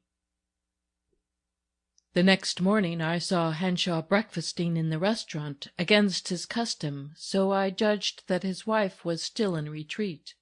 I was glad to see that he was not alone, but was talking, with evident pleasure, to a young girl who lived with her mother at this hotel. I had noticed her respectful admiration for Henshawe on other occasions. She worked on a newspaper, was intelligent, and, Oswald thought, promising. We enjoyed talking with her at lunch or dinner. She was perhaps 18, overgrown and awkward, with short hair and a rather heavy face, but there was something unusual about her clear, honest eyes that made one wonder. She was always on the watch to catch a moment with Oswald, to get him to talk to her about music, or German poetry, or about the actors and writers he had known. He called her his little chum, and her admiration was undoubtedly a help to him. It was very pretty and naive. Perhaps that was one of the things that kept him up to the mark in his dress and manner. Among people he never looked apologetic or crushed. He still wore his topaz sleeve buttons. On Monday, as I came home from school, I saw that the door of Mrs. Henshawe's room was slightly ajar. She knew my step and called to me. "Can you come in, Nellie?" She was staying in bed that afternoon, but she had on her best dressing-gown, and she was manicuring her neat little hands, a good sign, I thought. "Could you stop and have tea with me and talk? I'll be good today, I promise you. I wakened up in the night crying, and it did me good. You see, I was crying about things I never feel now. I'd been dreaming I was young, and the sorrows of youth had set me crying." She took my hand as I sat down beside her. "Do you know that poem of Heine's about how he found in his eye a tear that was not of the present, an old one left over from the kind he used to weep, a tear that belonged to a long dead time of his life and was an anachronism? He couldn't account for it, yet there it was, and he addresses it so prettily, 'Thou old lonesome tear.' Would you read it for me? There's my little Heine on the shelf over the sofa. You can easily find the verse, 'Du alte einsame Träne.'" I ran through the volume, reading a poem here and there where a leaf had been turned down, or where I saw a line I knew well. It was a fat old book with yellow pages, bound in tooled leather, and on the fly-leaf, in faint violet ink, was an inscription, "To Myra Driscoll from Oswald, dated 1876. My friend lay still with her eyes closed, and occasionally one of those anachronistic tears gathered on her lashes and fell on the pillow, making a little gray spot. Often she took the verse out of my mouth and finished it herself. "Look for a little short one about the flower that grows on the suicide's grave. Die arme Sonderblume, the poor sinner's flower." "Oh, that's the flower for me, Nellie. Die arme Sonderblume." She drew the word out until it was a poem in itself. "Come, dear," she said presently, when I put down the book, "you don't really like this new verse that's going round, ugly lines about ugly people and common feelings? You don't really?" When I reminded her that she liked Walt Whitman, she chuckled slyly. "Does that save me?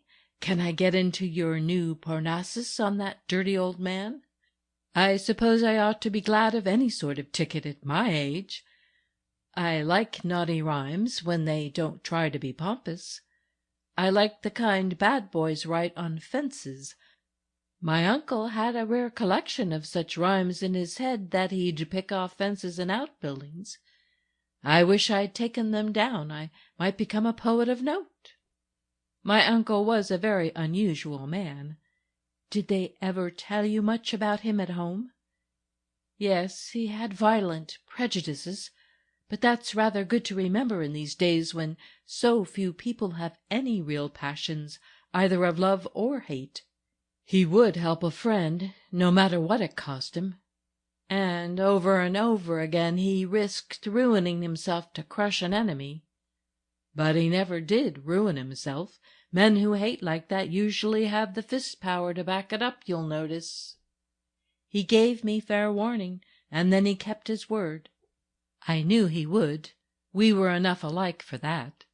He left his money wisely. Part of it went to establish a home for aged and destitute women in Chicago, where it was needed." While we were talking about this institution and some of the refugees it sheltered, Myra said suddenly, "I wonder if you know about a clause concerning me in that foundation. It states that at any time the founder's niece, Myra Driscoll Henshawe, is to be received into the institution, kept without charge, and paid an allowance of $10 a week for pocket-money until the time of her death. How like the old Satan that was! Be sure, when he dictated that provision to his lawyer, he thought to himself, "She'd roll herself into the river first, the brack." And then he probably thought better of me, and maybe died with some decent feeling for me in his heart. We were very proud of each other, and if he'd lived till now, I'd go back to him and ask his pardon, because I know what it is to be old and lonely and disappointed.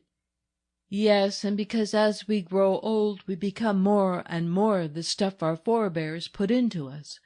I can feel his savagery strengthen in me. We think we are so individual and so misunderstood when we are young, but the nature our strain of blood carries is inside there, waiting like our skeleton. It had grown quite dusk while we talked. When I rose and turned on one of the shrouded lights, Mrs. Henshawe looked up at me and smiled drolly. "We've had a fine afternoon," and Biddy, forgetting her ails, "How the great poets do shine on, Nellie! Into all the dark corners of the world they have no night." They shone for her, certainly. Miss Sterling, a nice young person from the library, as Myra called her, ran in occasionally with new books, but Myra's eyes tired quickly, and she used to shut a new book and lie back and repeat the old ones she knew by heart, the long declamations from Richard II or King John. As I passed her door, I would hear her murmuring, at the very bottom of her rich Irish voice, "Old John of Gaunt, time-honoured Lancaster." End of Part 2, Section 3.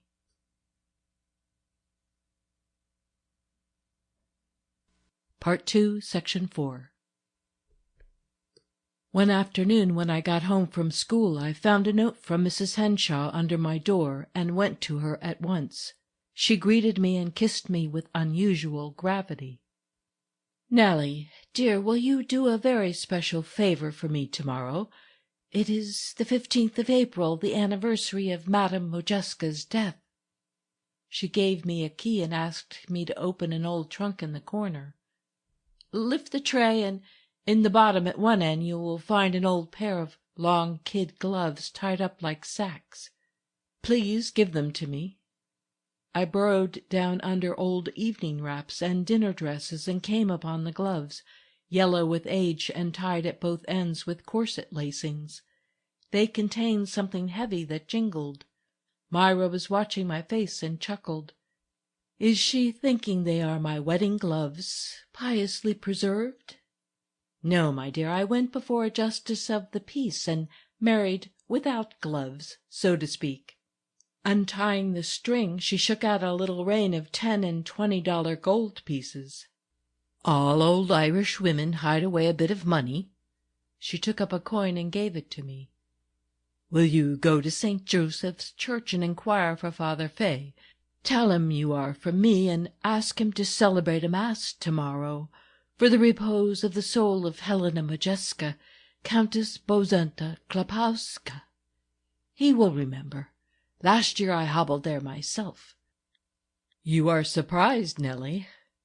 "Yes, I broke with the church when I broke with everything else, and ran away with a German freethinker. But I believe in holy words and holy rites all the same. It is a solace to me to know that tomorrow a mass will be said here in heathendom for the spirit of that noble artist, that beautiful and gracious woman." When I put the gold back into the trunk and started making the tea, she said, "Oswald, of course, doesn't know the extent of my resources. We've often needed $100 or two so bitter bad he wouldn't understand. But that is the money I keep for unearthly purposes. The needs of this world don't touch it." As I was leaving, she called me back. "Oh, Nellie, can't we go to Gloucester's Cliff on Saturday if it's fine? I do long to." We went again and again. Nothing else seemed to give her so much pleasure. But the third time I stopped for her, she declared she was not equal to it. I found her sitting in her chair, trying to write to an old friend, an Irish actress I had met at her apartment in New York, one of the guests at that New Year's Eve party. Her son, a young actor, had shot himself in Chicago because of some sordid love affair. I had seen an account of it in the morning paper. "It touches me very nearly," Mrs. Henshawe told me. "Why, I used to keep Billy with me for weeks together when his mother was off on tour. He was the most truthful, noble-hearted little fellow. I had so hoped he would be happy. You remember his mother?" I remembered her very well. Large and jovial and hearty she was. Myra began telling me about her and the son, whom she had not seen since he was 16. To throw his youth away like that and shoot himself at 23. People are always talking about the joys of youth, but oh, how youth can suffer. I've not forgotten those hot southern Illinois nights when Oswald was in New York and I had no word from him except through Liddy, and I used to lie on the floor all night and listen to the express trains go by. I've not forgotten." "Then I wonder why you are sometimes so hard on him now," I murmured. Mrs. Henshawe did not reply to me at once. The corners of her mouth trembled, then drew tight, and she sat with her eyes closed as if she were gathering herself for something. At last she sighed and looked at me wistfully. "It's a great pity, isn't it, Nellie, to reach out a grudging hand and try to spoil the past for anyone? Yes, it's a great cruelty, but I can't help it. He's a sentimentalist, always was. He can look back on the best of those days when we were young and loved each other, and make himself believe it was all like that. It wasn't. I was always a grasping, worldly woman. I was never satisfied. All the same, in age when the flowers are so few, it's a great unkindness to destroy any that are left in a man's heart." The tears rolled down her cheeks. She leaned back, looking up at the ceiling. She had stopped speaking because her voice broke. Presently she began again resolutely. "But I'm made so. People can be lovers and enemies at the same time, you know. A man and woman draw apart from that long embrace and see what they have done to each other. Perhaps I can't forgive him for the harm I did him. Perhaps that's it. When there are children, that feeling goes through natural changes, but when it remains so personal, something gives way in one. In age we lose everything, even the power to love." "He hasn't," I suggested. "He has asked you to speak for him, my dear. Then we have destroyed each other indeed." "Certainly he hasn't, Mrs. Myra. But you are hard on him, you know, and when there are so many hard things, it seems a pity." "Yes, it's a great pity." She drew herself up in her chair. "And I'd rather you didn't come any more for the time being, Nellie. I've been thinking the tea made me nervous." She was smiling, but her mouth curled like a little snake, as I had seen it do long ago. "Will you be pleased to take your things and go, Mrs. Casey?" She said it with a laugh, but a very meaning one. As I rose, I watched for some sign of relenting, and I said humbly enough, "Forgive me if I've said anything I shouldn't. You know I love you very dearly." She mockingly bowed her tyrant's head. "It's owing to me infirmities, dear Mrs. Casey, that I will not be able to go as far as me door wid ye." End of Part 2, Section 4.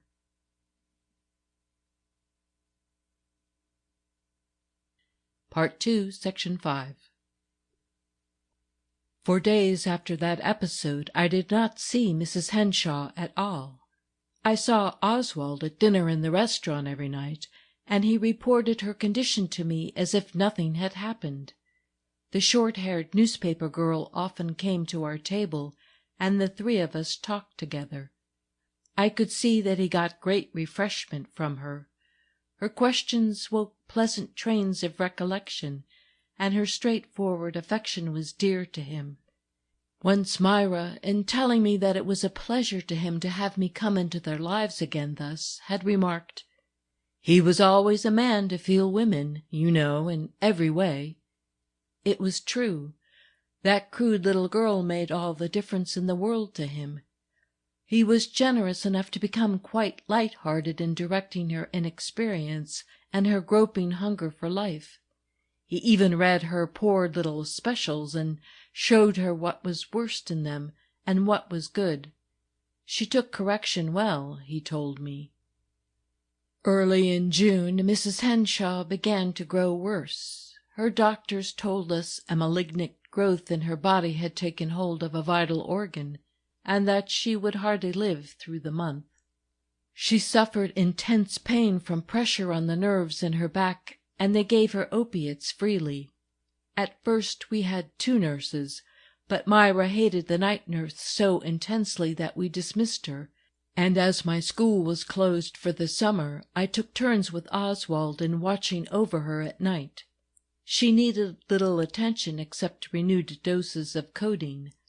She slept deeply for a few hours, and the rest of the night lay awake, murmuring to herself long passages from her old poets.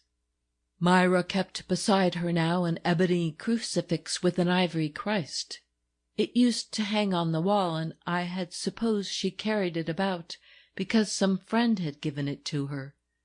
I felt now that she had it by her for a different reason. Once when I picked it up from her bed to straighten her sheet, she put out her hand quickly and said, "Give it to me. It means nothing to people who haven't suffered." She talked very little after this last stage of her illness began. She no longer complained or lamented, but toward Oswald her manner became strange and dark. She had certain illusions. The noise overhead she now attributed entirely to her husband. "Ah, there he's beginning it again," she would say. "He'll wear me down in the end. Oh, let me be buried in the King's highway." When Oswald lifted her or did anything for her now, she was careful to thank him in a guarded, sometimes a cringing tone. "It's bitter enough that I should have to take service from you, you whom I have loved so well," I heard her say to him. When she asked us to use candles for light during our watches, and to have no more of the electric light she hated, she said accusingly, at him rather than to him, "At least let me die by candlelight. That is not too much to ask." Father Fay came to see her almost daily now.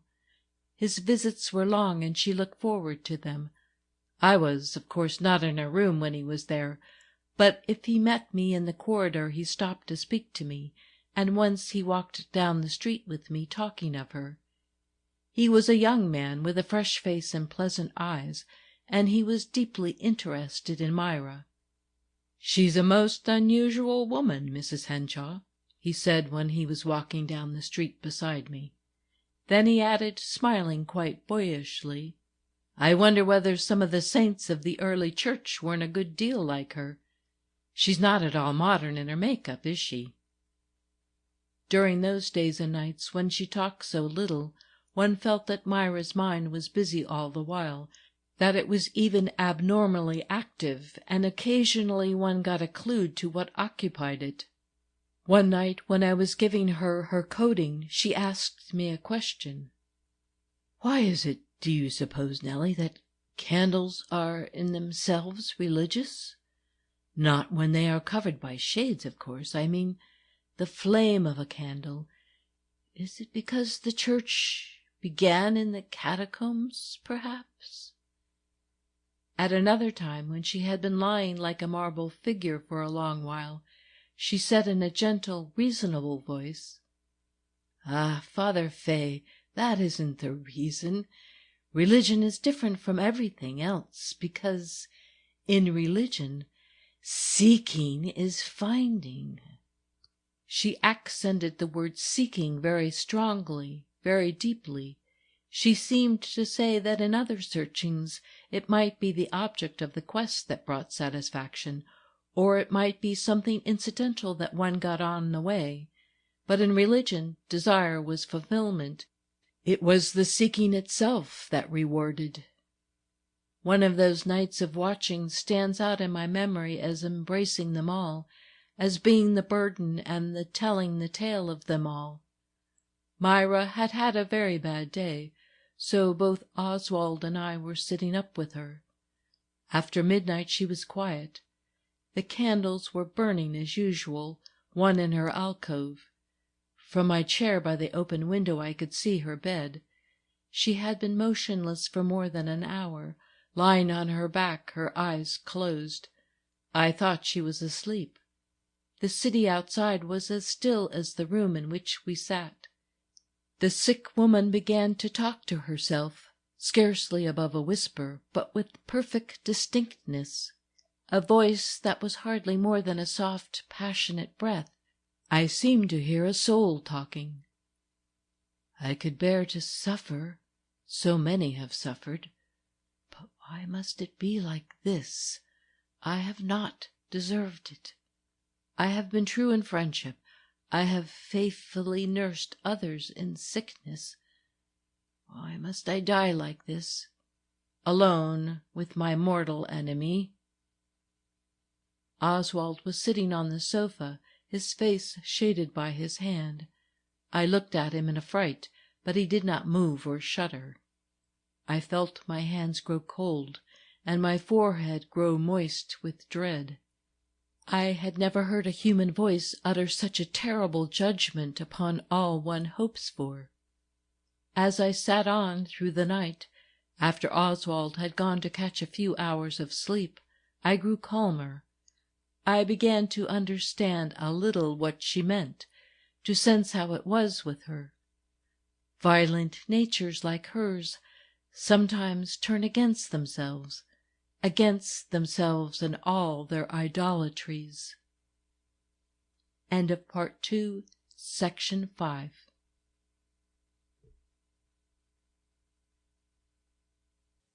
Part 2, Section 6. On the following day, Mrs. Henshawe asked to be given the sacrament. After she had taken it, she seemed easier in mind and body. In the afternoon, she told Henshawe to go to his office, and begged me to leave her and let her sleep. The nurse we had sent away that day at her urgent request. She wanted to be cared for by one of the nursing sisters from the convent from now on, and Father Fay was to bring one tomorrow. I went to my room, meaning to go back to her in an hour, but once on my bed I slept without waking.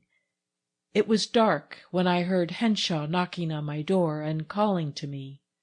As I opened it, he said in a despairing tone, "She's gone, Nellie. She's gone." I thought he meant she had died. I hurried after him down the corridor and into her room. It was empty. He pointed to her empty bed. "Don't you see? She has gone, God knows where. But how could she, a woman so ill? She must be somewhere in the building. I've been all over the house. You don't know her, Nellie. She can do anything she wills. Look at this." On the desk lay a sheet of notepaper scribbled in lead pencil. "Dear Oswald, my hour has come. Don't follow me. I wish to be alone. Nellie knows where there is money for masses." That was all. There was no signature. We hurried to the police station. The chief sent a messenger out to the men on the beat to warn them to be on the watch for a distraught woman who had wandered out in delirium. Then we went to Father Fay. "The church has been on her mind for a long while," said Henshawe. "It is one of her delusions that I separated her from the church. I never meant to." The young priest knew nothing. He was distressed and offered to help us in our search. but we thought he had better stay at home on the chance that she might come to him. When we got back to the hotel it was after 11 o'clock. Oswald said he could not stay indoors. I must be there within call, but he would go back to help the police. After he left I began to search Mrs. Henshawe's room. She had worn her heavy coat and her furs, though the night was warm. When I found that the pair of Austrian blankets was missing, I felt I knew where she had gone. Should I try to get Oswald at the police station? I sat down to think it over. It seemed to me that she ought to be allowed to meet the inevitable end in the way she chose. A yearning strong enough to lift that ailing body and drag it out into the world again should have its way. At 5 o'clock in the morning, Henshawe came back with an officer and a Negro cabman. The driver had come to the station and reported that at 6 last night a lady, with her arms full of wraps, had signaled him at the side door of the hotel and told him to drive her to the boat landing. When they were nearing the landing, she said she did not mean to stop there, but wanted to go farther up the shore, giving him clear directions. They reached the cliff she had indicated. He helped her out of the cab, put her rugs under the tree for her, and she gave him a $10 gold piece and dismissed him. He protested that the fare was too much and that he was afraid of getting into trouble if he left her there. But she told him a friend was going to meet her and that it would be all right. The lady had, he said, a very kind, coaxing way with her. When he went to the stable to put up his horse, he heard that the police were looking for a woman who was out of her head, and he was frightened. He went home and talked it over with his wife, who sent him to report at headquarters. The cabman drove us out to the headland, and the officer insisted upon going along. We found her wrapped in her blankets, leaning against the cedar trunk, facing the sea.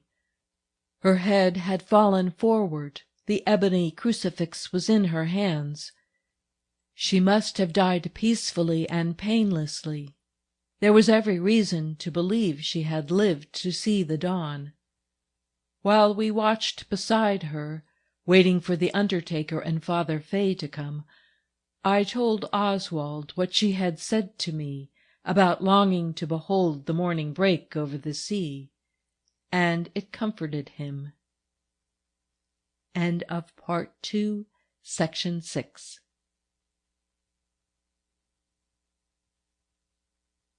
Part 2, Section 7. Although she had returned so ardently to the faith of her childhood, Myra Henshawe never changed the clause in her will, which requested that her body should be cremated, and her ashes buried in some lonely and unfrequented place in the mountains or in the sea. After it was all over, and her ashes sealed up in a little steel box, Henshawe called me into her room one morning, where he was packing her things, and told me he was going to Alaska. "Oh, not to seek my fortune," he said, smiling. "That is for young men. But the steamship company have a place for me in their office there. I have always wanted to go, and now there is nothing to hold me. This poor little box goes with me. I shall scatter her ashes somewhere in those vast waters. And this I want you to keep for remembrance." He dropped into my hands the necklace of carved amethysts she had worn on the night I first saw her. "And Nellie," he paused before me with his arms folded, standing exactly as he stood behind Modjeska's chair in the moonlight on that New Year's night, standing like a statue or a sentinel, I had said then, not knowing what it was I felt in his attitude. But now I knew it meant indestructible constancy, almost indestructible youth. "Nellie," he said, "I don't want you to remember her as she was here. Remember her as she was when you were with us on Madison Square, when she was herself and we were happy. Yes, happier than it falls to the lot of most mortals to be. After she was stricken, her recollection of those things darkened. Life was hard for her, but it was glorious, too. She had such beautiful friendships.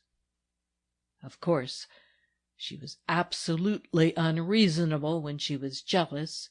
Her suspicions were sometimes almost fantastic. He smiled and brushed his forehead with the tips of his fingers, as if the memory of her jealousy was pleasant still, and perplexing still. But that was just Molly Driscoll. I'd rather have been clawed by her, as she used to say, than petted by any other woman I've ever known. These last years it seemed to me that I was nursing the mother of the girl who ran away with me. Nothing ever took that girl from me. She was a wild, lovely creature, Nellie. I wish you could have seen her then. Several years after I said good-bye to him, Oswald Henshawe died in Alaska. I have still the string of amethysts, but they are unlucky. If I take them out of their box and wear them, I feel all evening a chill over my heart. Sometimes, when I have watched the bright beginning of a love story, when I have seen a common feeling exalted into beauty by imagination, generosity, and the flaming courage of youth, I have heard again that strange complaint breathed by a dying woman into the stillness of night, like a confession of the soul. Why must I die like this, alone, with my mortal enemy? End of Part 2, Section 7. End of My Mortal Enemy by Willa Cather.